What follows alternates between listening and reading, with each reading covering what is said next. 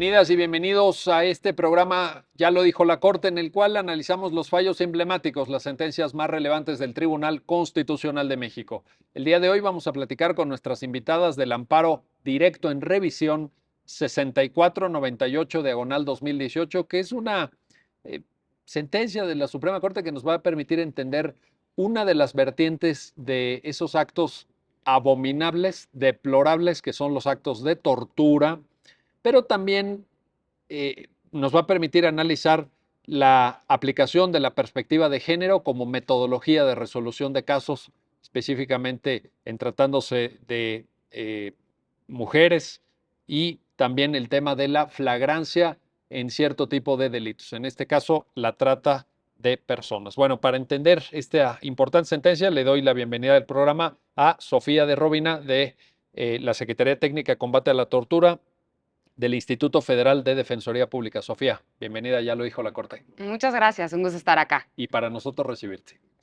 Y también le doy la bienvenida al programa a Adriana Ortega Ortiz, secretaria de Estudio y Cuenta de la Suprema Corte de Justicia de la Nación. Adriana, qué gusto recibirte nuevamente en Ya lo dijo la Corte. Muchísimas gracias, yo estoy también muy contenta de estar acá. En un tema difícil ahora. Sí. Bueno, siempre que vienes son temas difíciles. Adriana, primero, pues ya lo sabes, en el programa solemos dar cuenta del contexto fáctico. Es importante que las personas que te están viendo, que te están escuchando, sepan pues cómo surge el caso, obviamente por la naturaleza del propio amparo directo en revisión. Recorre una... Ya presupone un periplo procesal Ujú. de una cierta complejidad, pero estoy seguro que nos lo vas a sintetizar de manera muy clara, y eso a su vez permite que las personas entiendan el punto en el cual la Corte entra a tomar conocimiento del caso y lo resuelve. Por favor. Bueno, este es un asunto donde existe una denuncia ciudadana sobre ciertas actividades en lo que se cree que es una casa de citas. Curiosamente, la policía monta un operativo, está vigilando la casa, está viendo, observando la actividad que se lleva a cabo en ese lugar, y un buen día decide que va a entrar a la casa. Palabras más, palabras menos, le pide consentimiento a la persona que le abre la puerta y entonces se introducen en el domicilio. ¿Y qué pasa una vez se introducen en el domicilio? Hacen labores de indagación dentro del domicilio, interrogatorios, les preguntan a las personas que están ahí, en qué calidad están ahí, quién es la persona que administra el lugar, etcétera.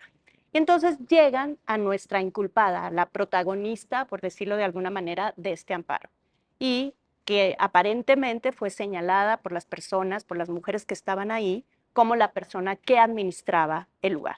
Y como parte de estas supuestas labores de indagación, la conducen a su cuarto o a su recámara y le piden que se quite toda la ropa. Y pues digamos, esto es un acto que lo vamos ahorita a seguir platicando en el programa como un acto de desnudez forzada. Es decir, ella no tenía más remedio que quitarse la ropa frente a agentes policíacos que además estaban controlando el espacio en ese momento, no solamente el espacio, sino a las personas, en particular a ella que estaba ahí.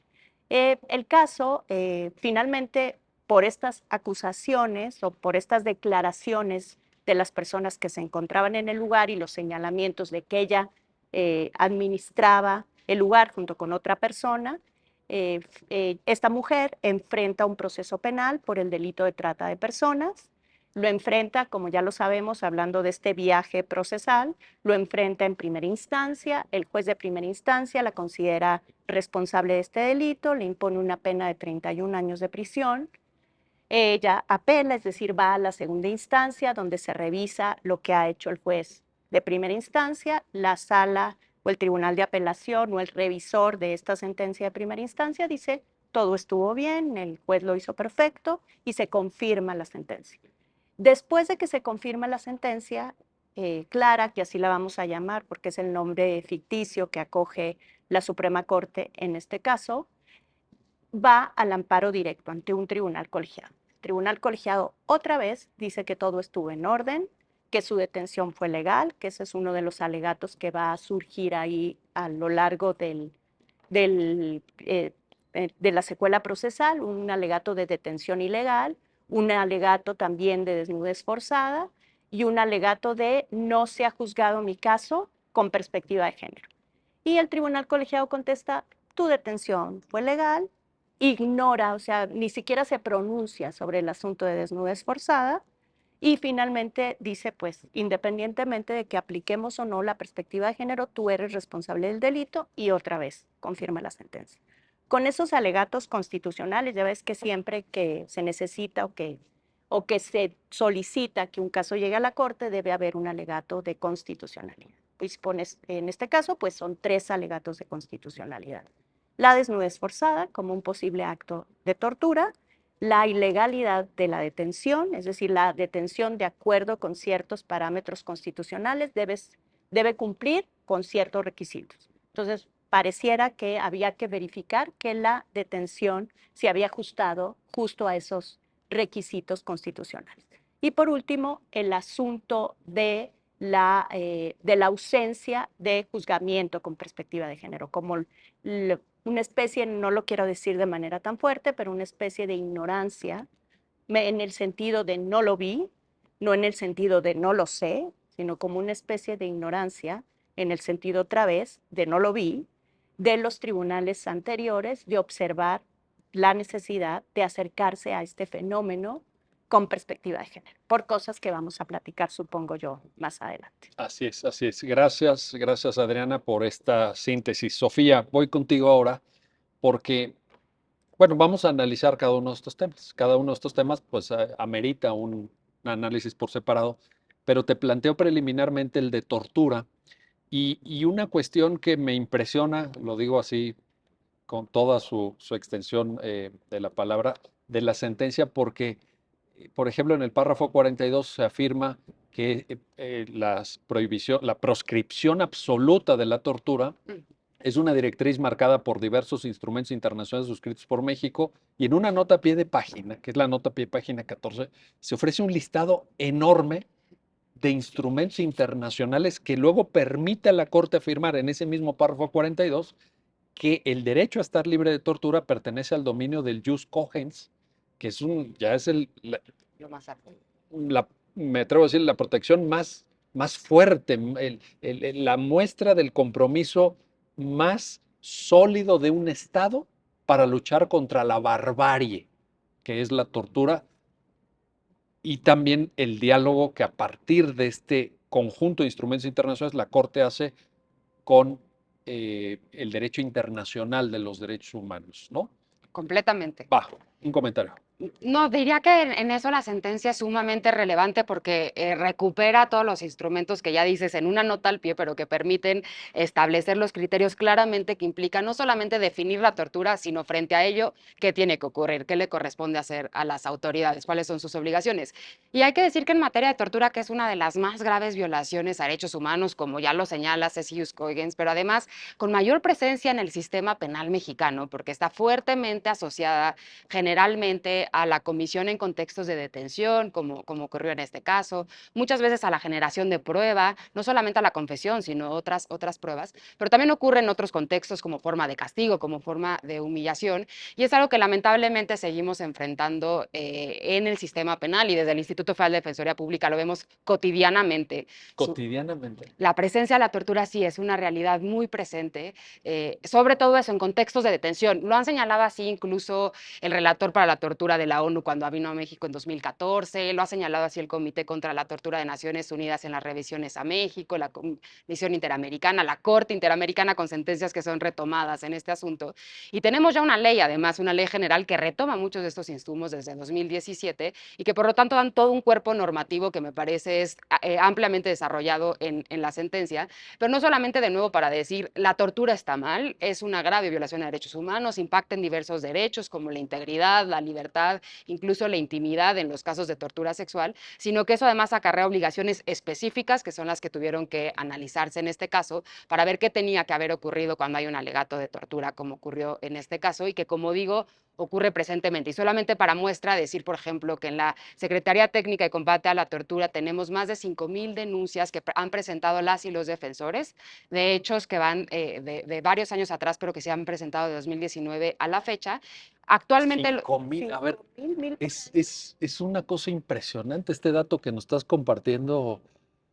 Sí te habla de una ocurrencia de abusos generalizada, como la señaló generalizada. al menos el relator Es correcto. Juan Méndez en su momento. Que en su momento causó polémica Causó este polémica, así señalamiento, es, pero así es. entonces ustedes lo que están verificando, Sofía, desde la importante tarea que hacen en el Instituto Federal de Defensoría Pública, es que esto es así, Sigue ocurriendo. sigue Hay que ocurriendo. decir que, de nuevo, mucho en la detención, pero también lo vemos muy presente en centros carcelarios, la Comisión de la Tortura, y en otros contextos, por ejemplo, en casos de protesta, donde es muy común que la tortura ocurra como forma de castigo. Y además muchas veces la tortura sexual a mujeres, que ya lo desarrollaremos más adelante. Pero efectivamente la ocurrencia sigue siendo alta. Actualmente es mayormente conocida, y eso también en la EMPOL, en la encuesta nacional que hacen de personas privadas de libertad del INEGI, también lo señala, ocurre en este momento entre la detención y la puesta a disposición de la persona, sobre todo por agentes policiales, pero también pertenecientes a las fiscalías. Y cuando ocurre en contextos de mujeres, es altamente probable que vaya acompañado también de una connotación discriminatoria o de tortura sexual. Entonces, esos datos dan cuenta de la pertinencia. Por eso el instituto creó una Secretaría Técnica de Combate a la Tortura en 2019, por eso tenemos una ley general, pero bueno, seguimos viendo que es un reto sobre todo asociado en los procesos en donde ocurre, sobre todo en materia penal. Pues y no es un reto menor, no es un reto menor. Ya con este dato, pues ya nos quedamos Atónitos. atónitos. No, a ver, estamos en un momento porque el tema de denuncia de torturas en México, pues mínimamente viene, seguramente de mucho antes, pero yo me acuerdo que una gran explosión fue en la década de los años 90 del siglo pasado.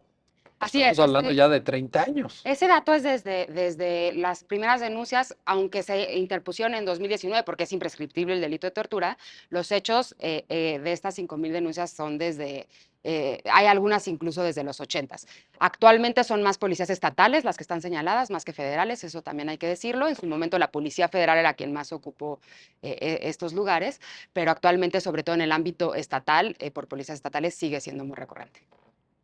Adriana, hay una parte de la sentencia en donde, al tenor de esta reflexión de Sofía, la Corte dice, bueno, el tema de tortura puede ser identificada y entendida, uno, como violación de derechos humanos o dos, como delito. ¿Por qué esta diferencia importa? Bueno, importa porque la violación de derechos humanos detona un cierto grupo de obligaciones, ya lo decía Sofía, que implica, por ejemplo, que se trate de una violación de derechos humanos.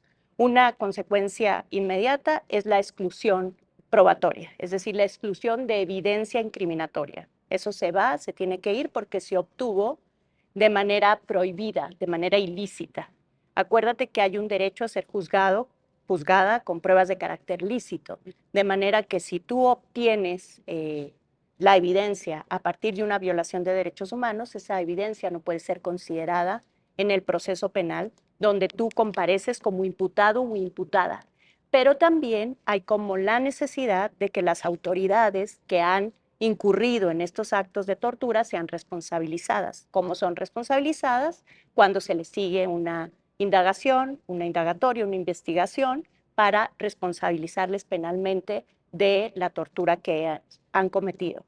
Esto es importante también porque las leyes de tortura, los estándares internacionales sobre tortura insisten en que la tortura sí debe ser erradicada como violación de derechos humanos, debe ser erradicada como técnica de investigación, que lo más horrible es que sigamos diciendo que la tortura puede ser utilizada como técnica de investigación, pero que también debe ser sancionada. Es decir, en el caso de las convenciones sobre tortura hay un mandato expreso de no solamente procura que no ocurra dentro del proceso penal, sino que además tienes que sancionar penalmente a los responsables. Es decir, hay una orden directa de que la tortura debe ser criminalizada. Ahí está esta diferencia muy importante. Regreso contigo, Sofía. A ver, también me parece que la sentencia hace un esfuerzo, me atrevo a calificarlo así, de pedagogía y de tener claridad conceptual a la hora de entender qué es un hecho un acto de tortura y dar cuenta de que esto puede ser muy diverso, Ujú. que no hay una sola forma de torturar, digamos.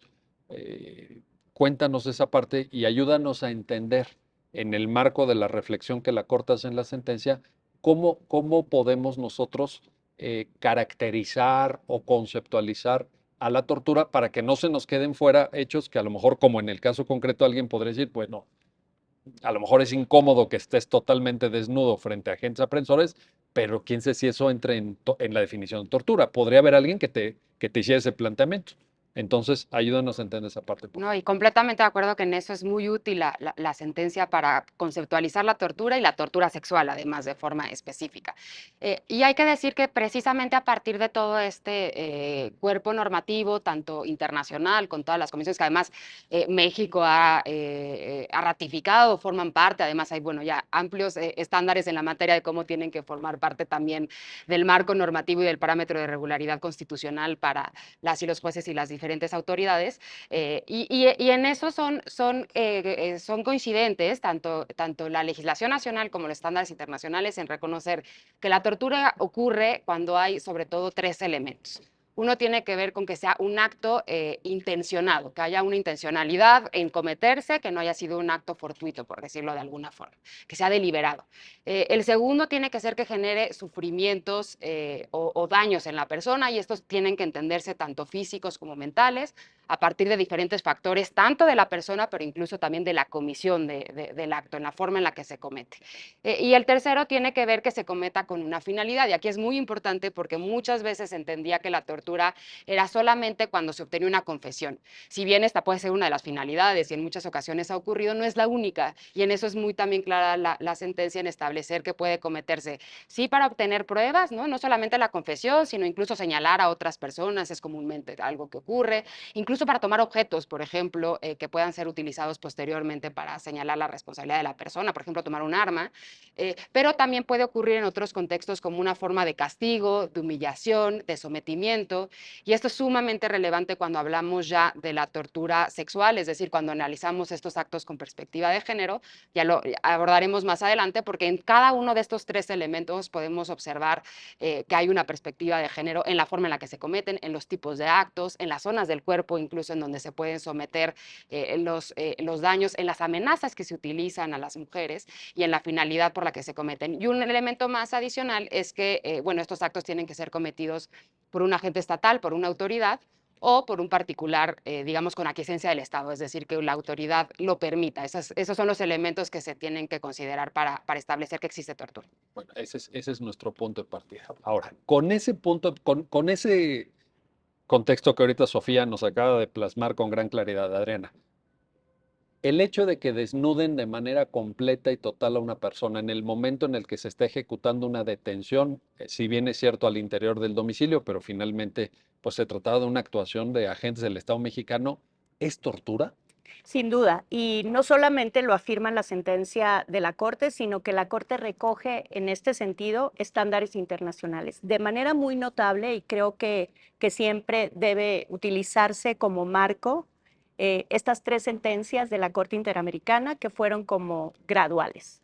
La primera es obviamente Inés Fernández Ortega, la segunda es Valentina Rosendo Cantú y la tercera, que recoge otra vez estos estándares y los deja de manera muy clara, es el caso de Mujeres de Atenco contra México. Las tres sentencias que te acabo de mencionar son sentencias Es lo que te digo, contra México. contra México. Sí. Y entonces, ¿qué es lo que pasa en estas tres sentencias? Se cometen actos sexuales contra mujeres. En el caso de Inés y de Valentina, ocurren fuera de las instalaciones estatales, ocurren en sus casas. En esos casos se trata de violaciones y de todos modos la Corte Interamericana dijo, a ver, aquí hay una intencionalidad clara y además son actos deliberados sin duda, no pueden ser considerados accidentes, la tortura no ocurre por accidente, tienen evidentemente una finalidad y esa finalidad no es obtener información forzosamente, es castigar, es humillar. Si pensamos que Inés y Valentín eran mujeres indígenas que tenían o que asociaban cierto valor a su intimidad, pues esto provocó en ambas sufrimientos muy intensos, A manos de militares, a por cierto, manos de en esos militares casos. en ese caso. Y después tenemos el caso de Mujeres de Atenco, donde hubo un repertorio, un distinto repertorio de actos sexuales, insultos, tocamientos en partes sexualizadas del cuerpo, desnudez forzada, y ahí otra vez la Corte Interamericana dice, no nos engañemos, estamos frente a actos de tortura porque están cometidos por agentes estatales, están cometidos en contextos de dominio, es decir, en contextos donde los agentes estatales tienen control independientemente del lugar donde estemos hablando. Puede ser el domicilio, puede ser la calle, puede ser un centro de detención, puede ser una cárcel. Es decir, lo que lo distingue es que finalmente el agente aprensor, el agente investigador, tiene control, o el agente que custodia tiene control sobre lo que está ocurriendo en ese centro. Entonces, el estado en ese espacio. Entonces, el estado de indefensión es fortísimo. Estamos pues en el segundo paso, donde existe sufrimiento. Y el tercer paso, obviamente, la finalidad puede ser variada, lo acaba de decir Sofía. Puedo estar muy interesado en obtener evidencia, puedo estar muy interesado en intimidar o neutralizar, por ejemplo, eso puede pasar en los contextos carcelarios, puedo estar muy interesado en reforzar estereotipos, que eso se habla en la sentencia y también se abordó en las Mujeres de Atenco, porque el mensaje que parecía ocurrir cuando se perpetraba tortura sexual para oponerse o para castigar la protesta social era un poco: tú aquí no perteneces, mujer, vete a tu casa a lavar los platos. Y en este caso particular, en el caso que estamos abordando como parte del comentario, pareciera que la tortura tenía la intencionalidad de, bueno, eres una trabajadora sexual, no debe impactarte de ninguna manera que te obligue a desvestirte. Es decir, te mereces esto porque eres una trabajadora Una sexual. forma de humillar. Una forma de humillar, de reforzar el estereotipo de te estoy castigando. Entonces, la desnudez forzada tiene ciertos distintos impactos, y estamos hablando, también Sofía lo dijo, de las mujeres y los cuerpos feminizados. La desnudez te exhibe, la desnudez te hace vulnerable, y además, para las mujeres y otros cuerpos feminizados, es una amenaza. O sea, si te desnudan, no estás segura de que solamente se vaya a quedar en la desnudez. Entonces funciona también como una fuerte amenaza. Me desnudas y ¿qué sigue? Y eso genera también terror psicológico, que si pensamos en uno de los elementos de tortura como sufrimiento, se da ese elemento sin duda. Algo que a mí me gustaría puntualizar y está en la sentencia, porque luego se hacen, Sofía lo dijo y yo quiero retomarlo, el sufrimiento se cataloga de dos maneras. Hay un contexto objetivo, con actos que son capaces de generar dolor, y hay un concepto subjetivo que tiene que ver con el nivel de vulnerabilidad de la víctima. Pero creo que es muy importante no confundirse. Yo puedo ser una persona que ha enfrentado cualquier cantidad de situaciones difíciles y que un acto de tortura me genere menos sufrimiento que a otra. Pero eso no quiere decir que el acto no sea apto para generar dolor. Y lo que importa acá es que el acto sea apto para generar dolor, no que forzosamente lo ocasione. Es decir, yo no voy a determinar la existencia de tortura porque alguien haya experimentado sufrimiento. Tengo que acreditar la existencia de tortura porque el acto es apto para generarlo. Y el contexto subjetivo tiene que ver con cómo las personas interpretan ese acto. Y a mí me gusta poner un ejemplo. Si nosotros estamos aquí y alguien, un agente estatal, llega y pisotea el Corán, pues nosotros podemos ser absolutamente indiferentes. Para nosotros, en ese contexto, no sería un acto de tortura. Pero ¿qué tal que yo soy un detenido en Guantánamo, soy un musulmán completamente convencido, eh, practicante, y de pronto llega alguien y enfrente de mí empieza a pisotear el Corán?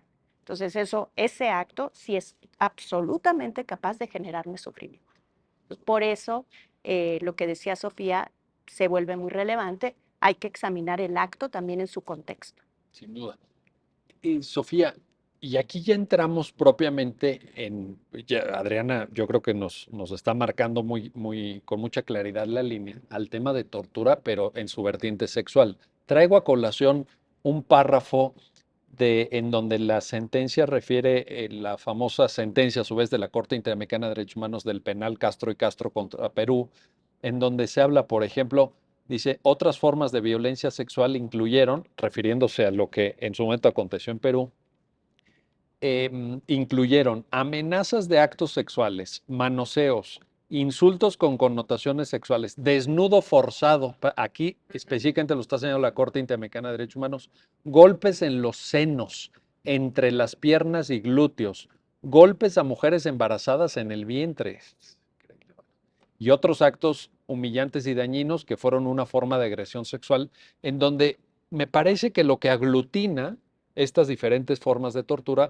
es el abuso de la caracterización sexual o sexuada del cuerpo femenino, de esta todavía visión desde el patriarcado, se dice.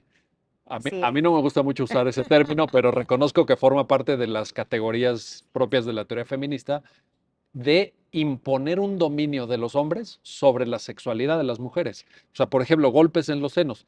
Probablemente a un detenido varón que le golpeen los senos no debe ser lo más común. A lo mejor buscarían otras partes del cuerpo que lo lastimaran más. Pero en el caso de las mujeres, golpear los senos, golpear entre las piernas o en los glúteos, sí tiene una connotación. O golpear el vientre en el caso de mujeres embarazadas. ¿Eso de qué te está hablando? De una especificidad de violencia sexual. Un comentario, por favor. No, por completo. Y por eso es tan relevante la perspectiva de género analizando en cualquier supuesto las violaciones a derechos humanos, porque nos permiten ver la ocurrencia posible, puede ser que en algunos casos no esté, pero la ocurrencia posible de actos que en un contexto más amplio de desigualdad estructural, pues tienen sí una connotación diferenciada en la finalidad con la que se cometen, pero también en la afectación que generen las mujeres y por lo tanto también después eso es otro motivo de análisis, pero incluso en la reparación que después tengas que dar a esos actos. Y por eso es tan relevante. Y sí quisiera también ahí señalar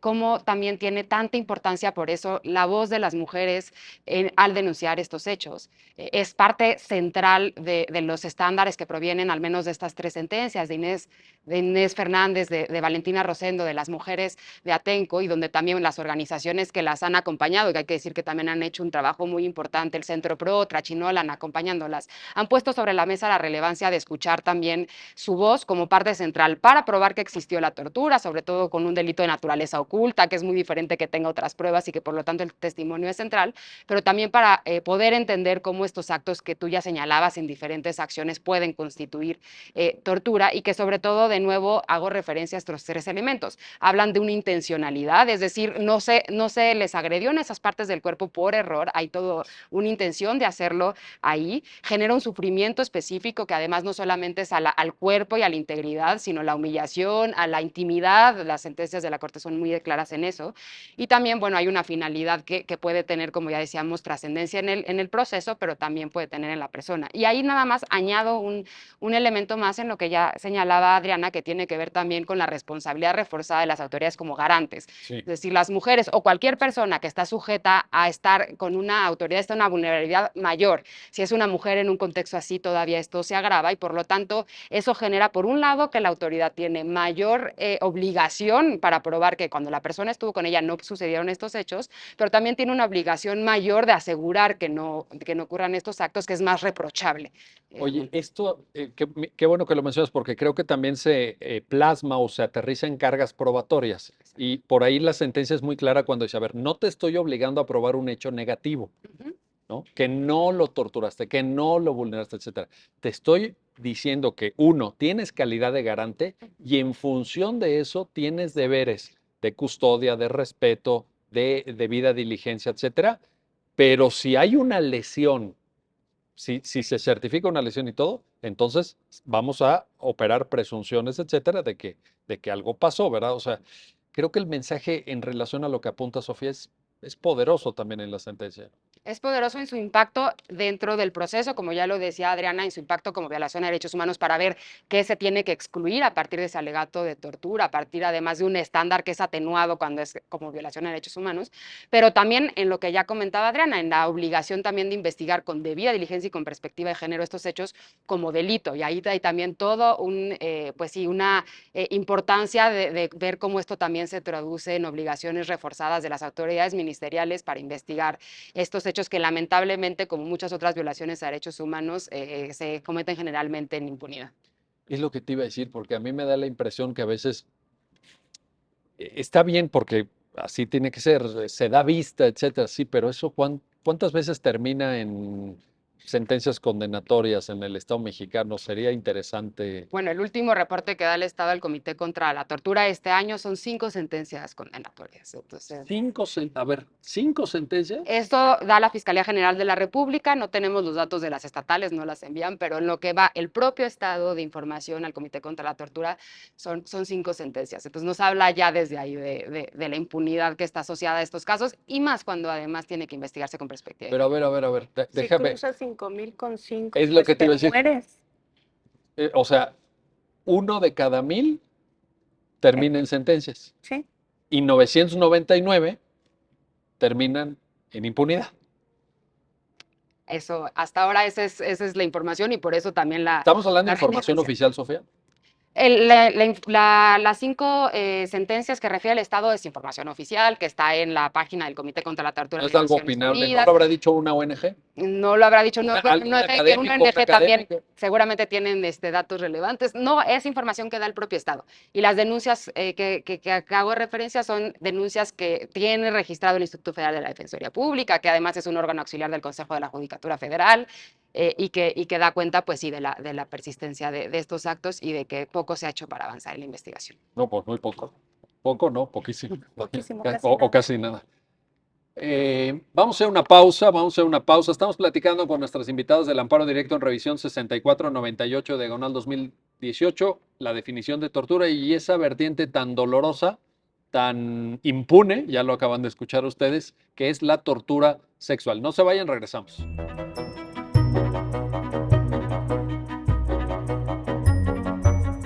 Ya estamos de vuelta, ya estamos de regreso en este su programa, ya lo dijo la Corte. Estamos platicando con nuestras invitadas del Amparo Directo en Revisión 6498, diagonal 2018, el concepto de tortura y el concepto específico de tortura sexual y otros temas que plantea la propia sentencia.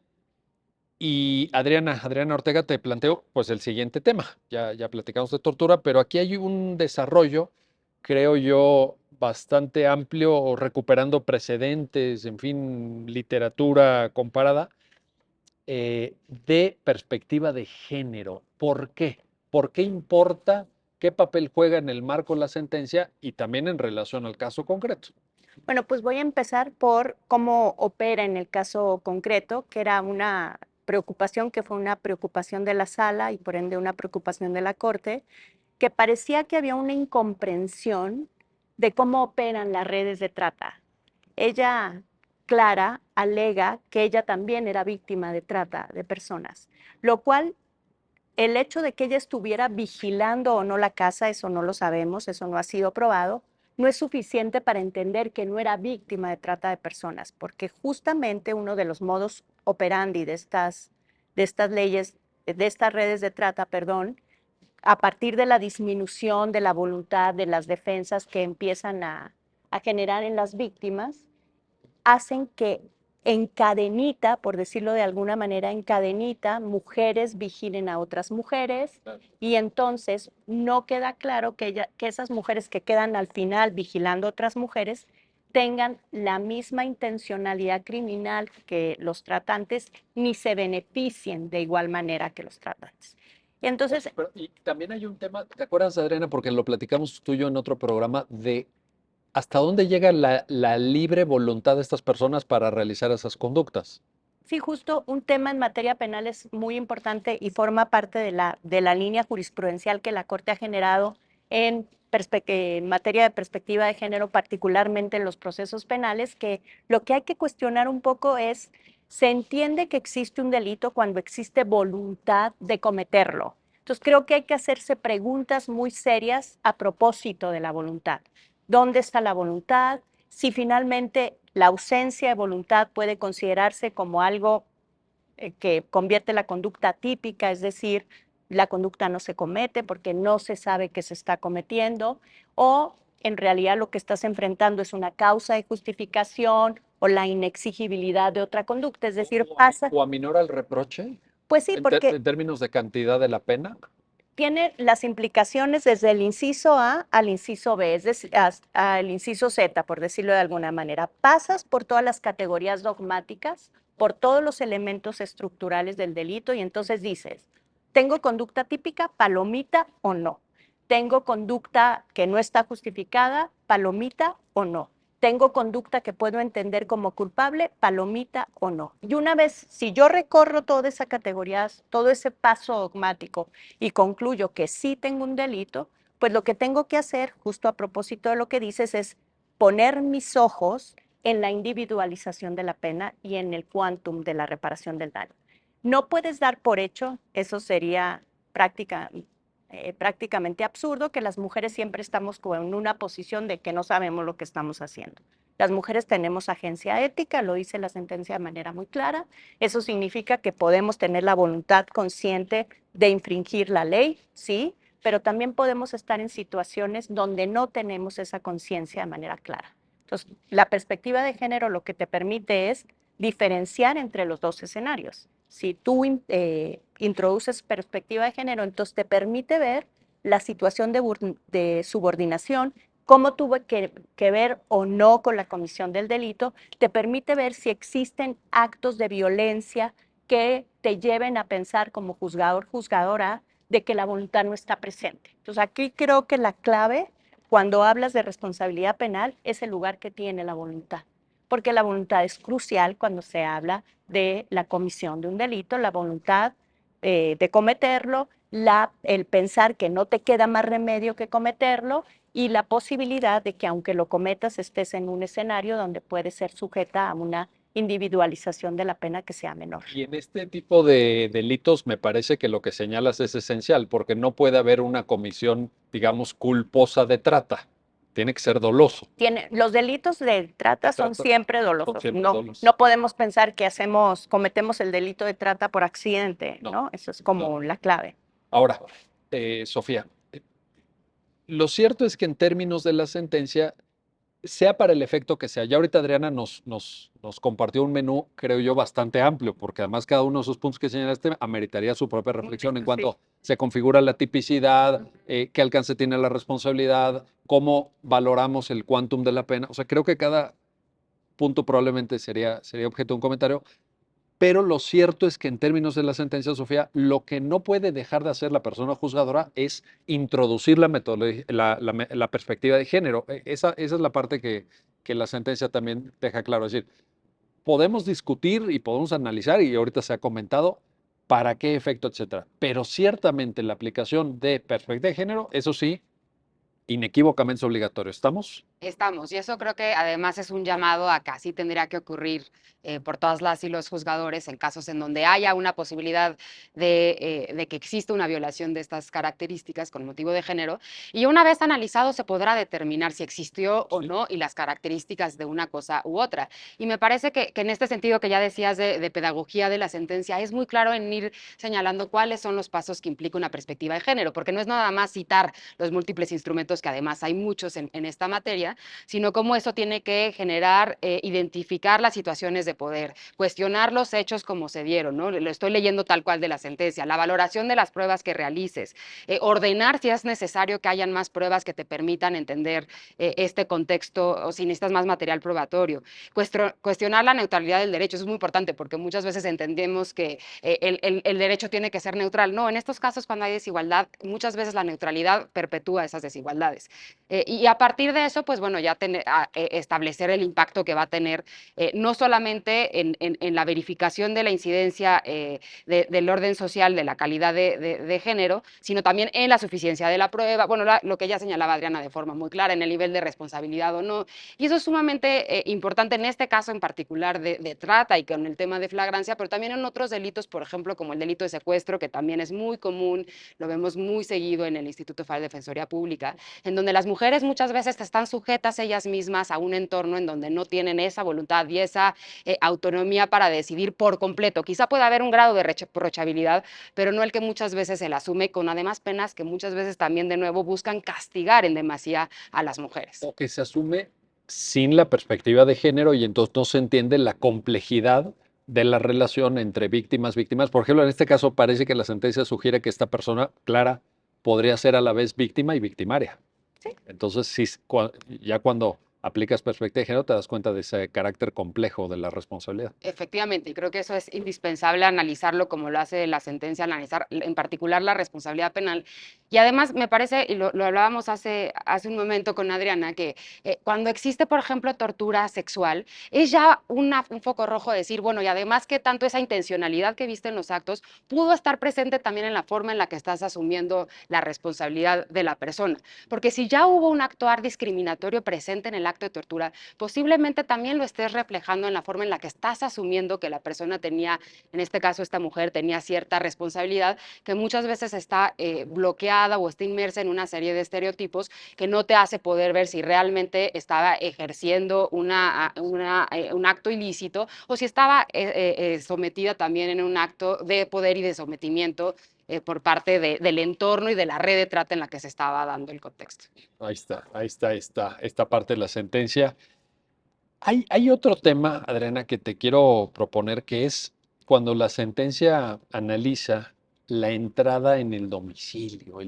Dice el derecho a la inviolabilidad del domicilio en sus párrafos 108 y siguientes, porque ahí ya se nos abre un conjunto de temas. Flagrancia, el propio concepto de inviolabilidad del domicilio, la idea de la trata como delito continuado que podría acreditar la justificación de la flagrancia o no. O sea, esa parte de la sentencia también, pues para quienes las están viendo y escuchando, me parece del mayor interés. Adelante con ello, por favor. Bueno, pues, ¿qué es lo que pasaba en este asunto? Otra vez, como en la mecánica que se usa en el programa, que además lo vuelve muy didáctico, existe este contexto fáctico que yo refería al principio. Había montado un operativo policíaco de vigilancia, y un buen día a la policía se le ocurre que la mejor manera de investigar es introducirse al domicilio.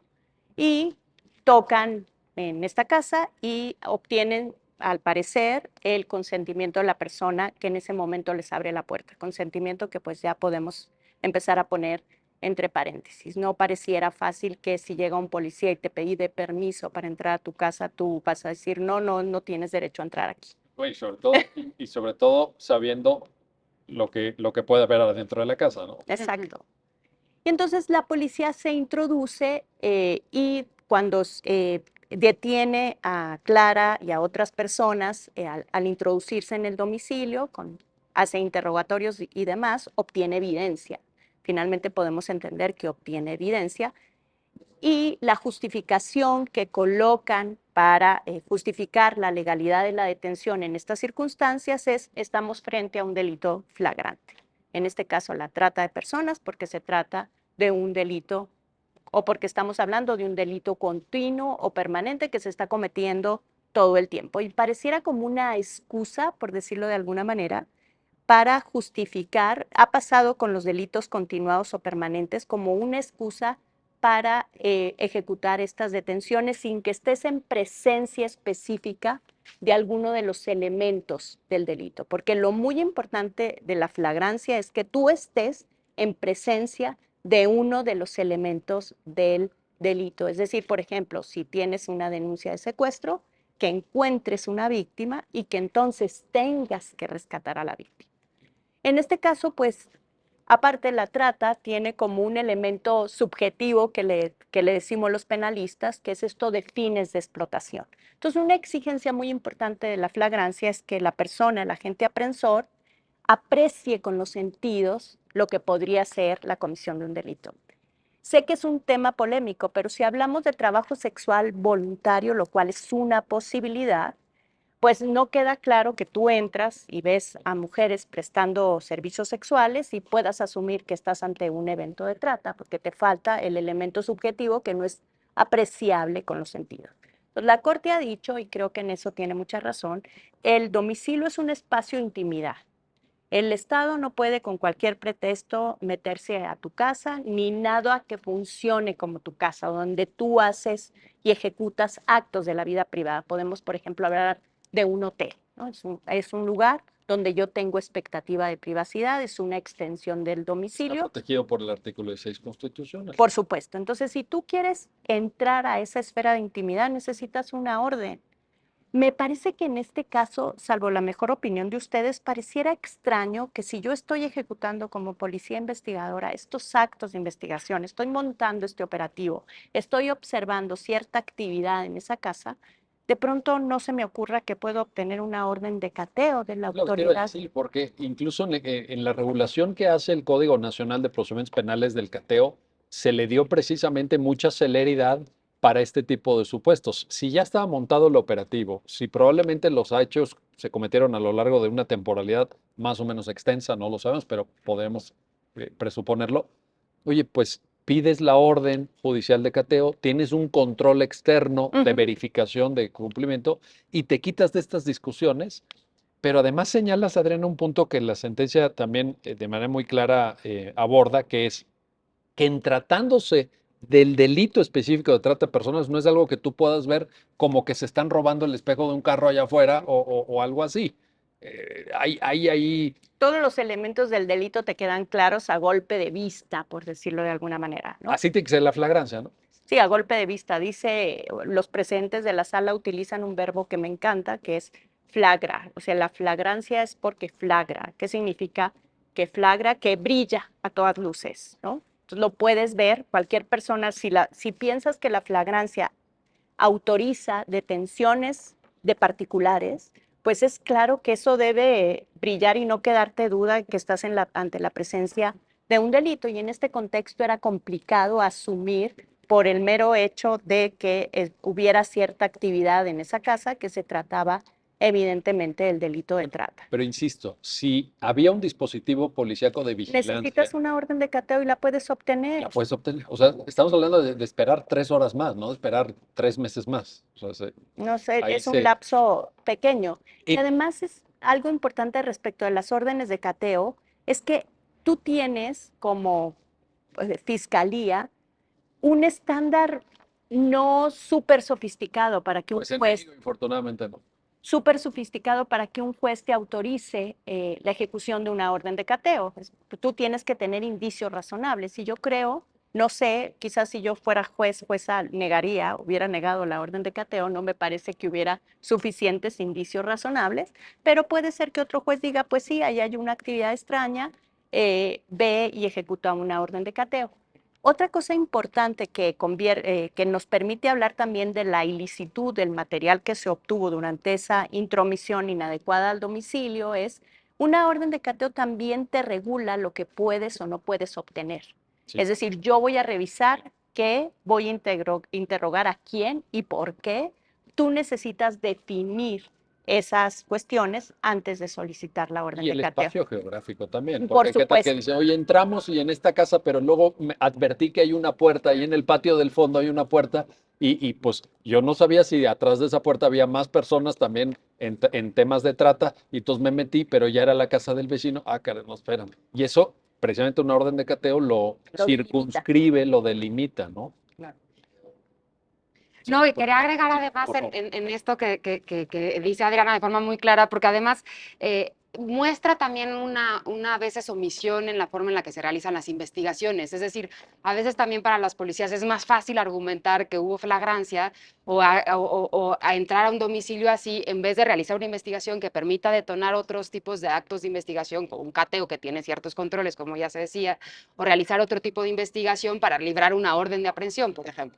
Y esto es algo que además ha sido también señalado por instancias internacionales, que la flagrancia debería de ser más excepcional de lo que ocurre en México. Del Instituto Federal al menos tenemos que cerca del 42% de los casos siguen iniciando a partir de flagrancia, que bueno, es importante que ocurran. Claro que cuando una persona ve a todas luces la comisión de un delito tiene que ocurrir, pero tenemos que fortalecer la investigación. Pero yo ahí, Sofía, diría, si es flagrancia, en términos del acatamiento de la definición que de flagrancia hace tanto la Constitución como el Código Nacional. Sí, Por por- completo. Lo que no sería aceptable sería un porcentaje como el que ahorita nos acabas de enseñar, que a mí me parece altísimo, de pseudoflagrancia, porque también hay una tesis, está citada una tesis en la sentencia en donde habla precisamente de cateos disfrazados. Ujú, ujú. No, por completo. Y creo que ahí también cuando hablamos hace un momento de la exclusión de pruebas obtenidas bajo tortura, también la exclusión protege cualquier prueba ilícita. Y cuando hay un cateo disfrazado, cuando hay ciertas irregularidades y eso detona en pruebas, pues también podrían correr la misma suerte. Es decir, tendrían que ser excluidas del proceso y no ser valoradas porque precisamente no se tendría certeza de que fueron obtenidas bajo respeto a los derechos humanos y bajo las reglas del Y el proceso. riesgo es grave. Si abres esa llave a que por flagrancia se entienda cualquier cosa, si no nos ponemos exigentes en entradas en domicilio, en la necesidad de que haya un control externo a la actividad investigativa de las policías para efectos de verificación de requisitos mínimos, si quieres, indiciarios, sí, pero algún requisito habrá que acreditar. No es de que, pues ahí hay una puerta verde y a mí me dijeron que en la puerta verde es una casacita. No, no, espérame. Sí. Que al menos me parece que el sistema acusatorio da mejores salvaguardas para que en el control de la detención en la audiencia inicial se pueda precisamente verificar en estos casos si efectivamente ocurrió la fragancia y hubieron otras violaciones o hubieron otro tipo de violaciones que tengan que tomarse en cuenta. Este caso no ocurrió en ese contexto, pero es alguna de las... Sistema inquisitivo, ¿no? Exacto. Y ahí necesitamos que las personas juzgadoras se pongan muy, muy rigurosas con la verificación de requisitos de legalidad de la detención, porque si no, Exactamente. pues de nuevo estamos, Subsiste. estamos convalidando arbitrariedades por parte de agentes estatales. De hecho, Estamos, me gusta lo que dices, el control de de legalidad de la detención debe ser más estricto de lo que fácticamente es. Creo que si estamos pensando, por ejemplo, que el sistema acusatorio quita recursos a las personas inculpadas porque se confía en la capacidad de control constitucional de los jueces de control, valga la repetición, pues se tendría que tomar con mucha más fuerza ese papel. es fundamental. Adriana, estamos terminando el programa. Cuéntanos el final de la historia. ¿En qué termina? ¿Cómo la Corte ya aborda el tema de la decisión propiamente? Pues mira, la Corte decide con base en todos los elementos que hemos conversado.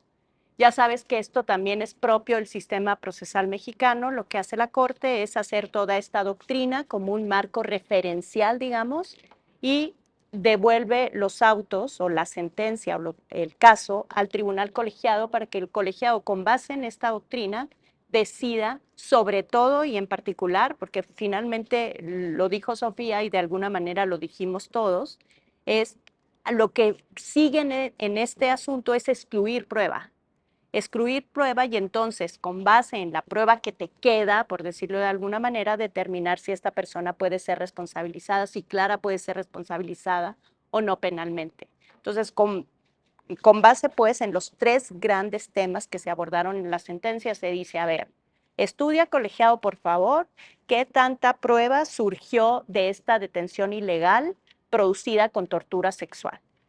Ok, estudia los hechos, la acusación y la ejecución del delito con perspectiva de género. Y después también determina si una vez utilizas esta metodología de juzgamiento, cómo puedes entender lo que allí ocurrió. No solamente la detención, sino la comisión del delito integralmente.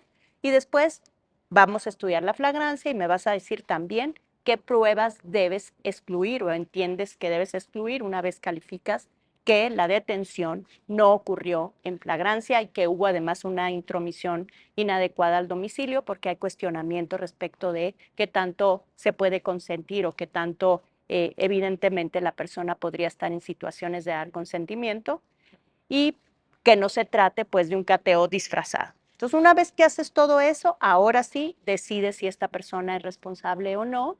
Era particularmente preocupante para la primera sala, para la corte, la pena tan grande que ella había recibido. Entonces, los impactos, tú lo decías hace rato, podrían ser no solamente en la comisión del delito, sino también en las circunstancias de comisión del delito, y entonces decidir qué tanto podría variar el monto de la pena, ¿no? Muy bien. Bueno, pues ahí está este importante asunto. Adriana Ortega Ortiz, Sofía de Robina, gracias.